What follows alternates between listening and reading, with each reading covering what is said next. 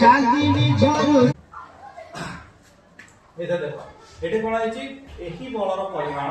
দ্বয় পুরা ক্যালকুলেশন করছি তারপর নির্ভর করে বস্তু উপর নির্ভর করে কেমিতি করে বস্তু যেটা গুণফল বুঝেলা আও সেমা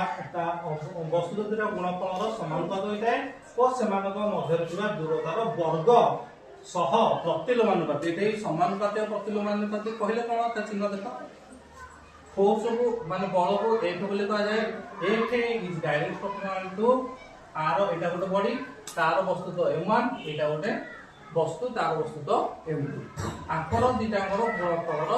समानुपाती एटा समानुपाती चिन्ह এই 1 বাই समथिंग হলে এটা হলা প্রতিলোমানুপাতি চিহ্ন তখন স্যার এটা না না এইটা প্রতিলোমানুপাতি এইটা হলো সমানুপাতি বুঝলাম ইংলিশে বললে এটা ডাইরেক্ট প্রপোর্শনাল এটা ইনভার্সলি proportional বুঝলা তো এইটা গোটে ভাষা লিখলে এমিতে লিখিব এটি স্যার কবে g টা স্যার কোড আছে হলা g হলা গ্র্যাভিটেশনাল কনস্ট্যান্ট কোন গ্র্যাভিটেশনাল কনস্ট্যান্ট আর কোন কিছু ভ্যালু আর ভ্যালুটা মনে রাখো 6.67 into 10 to the power minus 11 তারপরে ইউনিট কোন স্যার